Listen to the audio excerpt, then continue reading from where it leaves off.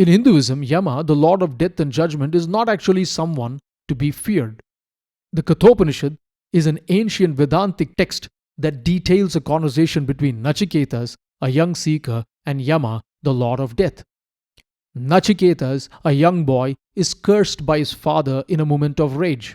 He dies as a result of this curse and reaches the abode of Yama. Yama was absent from his abode and Nachiketas had to wait for 3 days. Finally, Yama returns and gives him 3 boons, each for the day that he was made to wait. As the first boon, Nachiketas asks Yama that his father may not be angry with him. For his second boon, he asks to be initiated into the mysteries of the celestial fires. For his third boon, he asks a question that goes to the very root of knowledge. He questions Yama on what happens during the final liberation.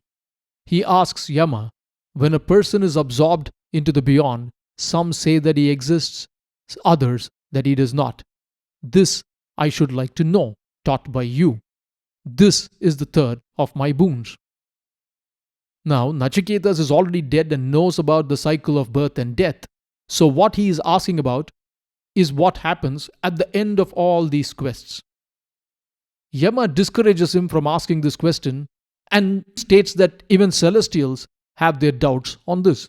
He offers Nachiketas material wealth, innumerable progeny, and relative immortality. Nachiketas rejects all that is perishable and only yearns for the knowledge of the imperishable. He tells Yama that he would take no less than an answer to this question. Yama is convinced that Nachiketas is a true seeker and so expounds the Vedantic philosophies to Nachiketas.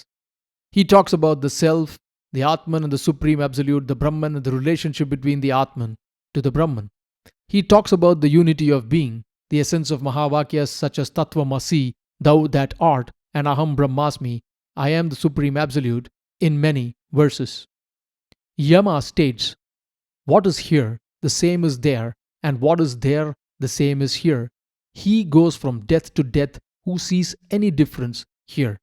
He very eloquently states, as pure water poured into pure water becomes one with it, so also, O Gautama, does the self of the sage who knows. Now we will go into a more detailed overview of the Kathopanishad later. But what we need to understand is that in this entire narration, Nachiketas symbolizes the human spirit in its quest for liberation. Yama, the lord of death, becomes his guru that he learns from.